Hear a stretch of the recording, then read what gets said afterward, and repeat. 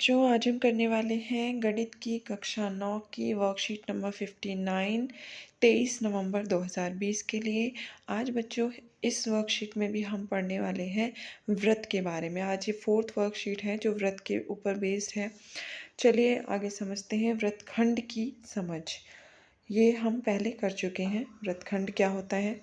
ठीक है, हम यह सीख चुके हैं बच्चों कि एक चाप द्वारा केंद्र पर अंतरित कोण व्रत के शेष किसी भी बिंदु पर अंतरित कोण का दुगना होता है। ये हमने पिछली वर्कशीट में किया था। ओके, जैसे कि ये वाला जो कोण है ये इस वाले कोण का दुगना होगा। ओके, चलिए अब आगे क्या है कि मान लीजिए कि आकृति में पी क्यू, पी और क्यू यहाँ पर आपको दिखाई दे रहे हैं। ये पी क्यू को मिलाकर एक जीवा पी क्यू बनाते हैं। ठीक है, यहाँ पर देखिए, यहाँ पर बनाई हुई है पी क्यू को मिलाकर एक जीवा। और कोण पी ए क्यू, ये वाला जो कोण है को व्रतखंड पी ए क्यू पी ये, ठीक है, पी ए क्यू पी समझ में आया आपको। यहाँ से पी ए क्यू पी ये इसके अंदर से बना कोण भी कहते हैं। ओके, इस व्रतखंड से बना कोण भी इसको कह सकते हैं हम।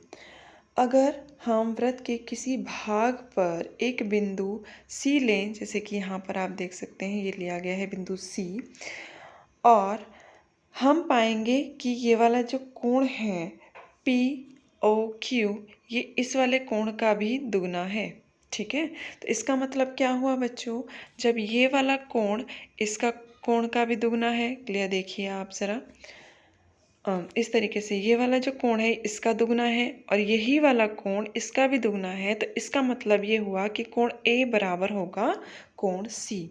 ओके, तो ये आ गया आपका कोण ए बराबर कोण सी। अब क्या कह सकते हैं, एक ही व्रतखंड के कोण बराबर होते हैं। यहाँ से हमें पता चला कि एक ही व्रतखंड के जो कोण होते हैं, ये लघु व्रतखंड बन रहा है आपका और ये आपका दीर्घ व्रतखंड बन रहा है। ठीक है, जो इसमें कोण बने हैं दीर्घ व्रतखंड में, एक ही तरफ जो बने हैं एक व्रतखंड में कोण, वो बराबर होते हैं।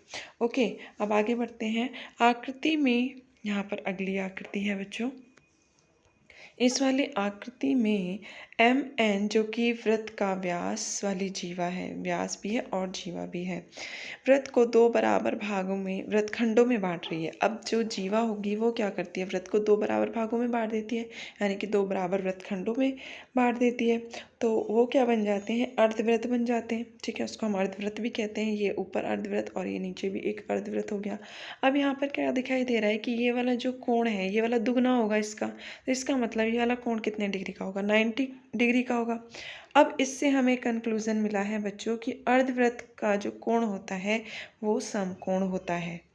ठीक है, यानी कि जब ये डबल है इसका तो ये 90 डिग्री होगा और 90 डिग्री मतलब समकोण। तो अर्धव्रत में बना हुआ कोण है और अर्धव्रत में बना हुआ कोण समकोण कहलाता है। अब यहाँ पर कुछ उदाहरण दिए गए हैं आपको। पहला उदाहरण आप देख सकते हैं कि आकृति में, इस वाली आकृति में ये जो कोण है वो 110 डिग्री का कोण है, जहाँ पी क्यू आर केंद्र ओ वाले वृत्त पर स्थित बिंदु हैं और पी ओ आर हमें ज्ञात करना है। ठीक है, अब देखिए बच्चों, यहाँ पर क्या है कि कोण पी क्यू आर ये हमें 110 डिग्री दिया है, पी ओ आर ये कोण 1 मान लिया। ठीक है, इधर ये वाला कोण 2 मान लिया। इस तरीके से ये कोण 3 है और ये कोण 4 मान लिया।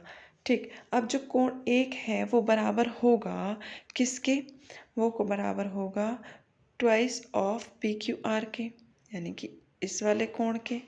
ठीक है, आप ये देख रहे हैं कि जो ये वाला कोण है ये किसका, ये वाला जो कोण है कोण पी ओ आर बराबर होगा इसके दुगने के। पी ओ आर ये वाला जो कोण है ये एक ही चाप से कोण बने हैं, तो ये इसका दुगना होगा, यानी कि अगर ये 110 है तो ये 220 हो जाएगा, जैसे कि आपको यहाँ दिखाई दे रहा है। ठीक है, अब जो कोण 2 है, ये वाला जो कोण है ये वाला कोण, ये 360 में से अगर हम 220 को घटा देंगे तो मिल जाएगा। ओके, अब यहाँ देखिए आप, अंदर एक त्रिभुज बन रहा है। ठीक है, और त्रिभुज के तीनों कोणों का योग होता है 180 डिग्री। ओके।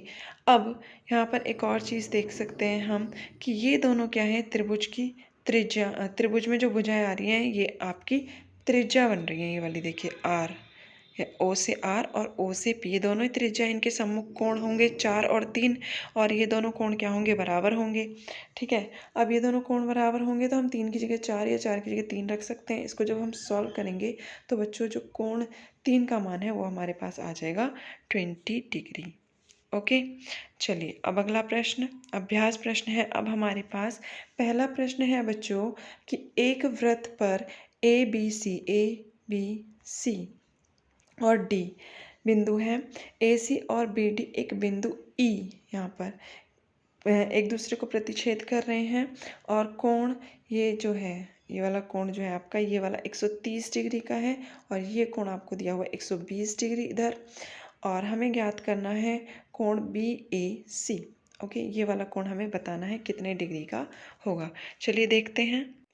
देखिए ये जो है बी ई डी, ये एक सरल रेखा है, इसलिए कोण बी ई सी यानी कि बी ई सी और ये वाला जो कोण होगा सी ई डी, ये दोनों मिलके कितने डिग्री बना देंगे, 180 डिग्री बना देंगे।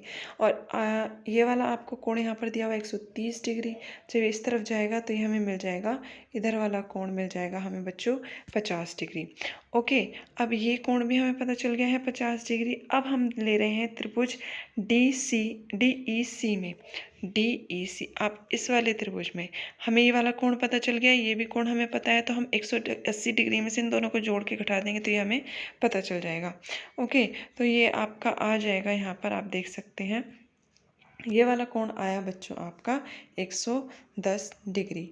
ओके, अब हमें कौन सा कोण ज्ञात करना था, बी ए सी जो कोण है, ये देखिए बी ए सी, ये वाला जो कोण होगा इसके कोण के बराबर होगा, क्योंकि एक ही वृत्तखंड में बने हुए कोण हैं। अब जब ये जितना आया है आपका उतना ही ये भी हो जाएगा, ये 50 डिग्री आया है आपका तो ये भी कितना हो जाएगा 50 डिग्री। ओके, सॉरी 110 डिग्री आया है तो 110 डिग्री हो जाएगा वो भी आपका। यहाँ से आप देख सकते हैं ये आपका 110 डिग्री आया था कोण डी, तो कोण ए जो बन रहा है वो भी कितने डिग्री का हो जाएगा, क्योंकि एक ही वृत्तखंड में बने कोण होते हैं बराबर, तो ये भी कितने का हो जाएगा 110 डिग्री। अब अगला प्रश्न है बच्चों, यहाँ देखिए आकृति में जो केंद्र ओ वाले वृत्त पर 3 बिंदु इस प्रकार हैं कि कोण बी ओ सी बराबर 30 डिग्री, यानी कि वाला कोण है 30 डिग्री, बी ए ओ बी जो है वो आपका ये वाला 50 डिग्री है। यदि चाप ए बी सी के अतिरिक्त यानी कि इस वाले चाप के अतिरिक्त एक बिंदु है डी, ये देखिए आपको यहाँ दिखाई देगा एक बिंदु है डी, तो ए डी सी का मान हमें ज्ञात करना है। ठीक है, नीचे जो ये कोण बन रहा है इसका हमें मान ज्ञात करना है। अब देखिए कोण ए ओ सी जो है वो केंद्र पर बना हुआ कोण है। ठीक है, जो ये हमारा कोण है ए ओ सी, ये केंद्र पर बना हुआ कोण है, और ये वाला कोण जो होगा वो इस वाले कोण का डबल होगा। ठीक है, तो ये वाला डबल है तो इस पूरे का हाफ होगा ये वाला। ओके, अब यहाँ पर लिख दिया गया है सब कुछ। ठीक है, अब अगर इन दोनों को हम जोड़ेंगे और उसको 2 से डिवाइड कर देंगे तो हमें पता चल जाएगा कि ये वाला कोण कितने डिग्री का होगा। ये देखिए आपको यहाँ पर सॉल्व करके दिखा दिया गया है, ये दोनों को जोड़ दिया है और ये डबल होता है उसका। ठीक है, तो डबल इसको जब जोड़ा तो ये आया 80 डिग्री, 2 से इसको इधर जाएगा, ये भाग दे दिया, आ गया 40 डिग्री। तो यानी कि उस वृत्त के अंदर जो नीचे की तरफ कोण बन रहा था यहाँ पर वो हो जाएगा आपका 40 डिग्री। आई होप आपको ये वर्कशीट समझ में आ गई होगी बच्चों। मिलते हैं नेक्स्ट वर्कशीट में।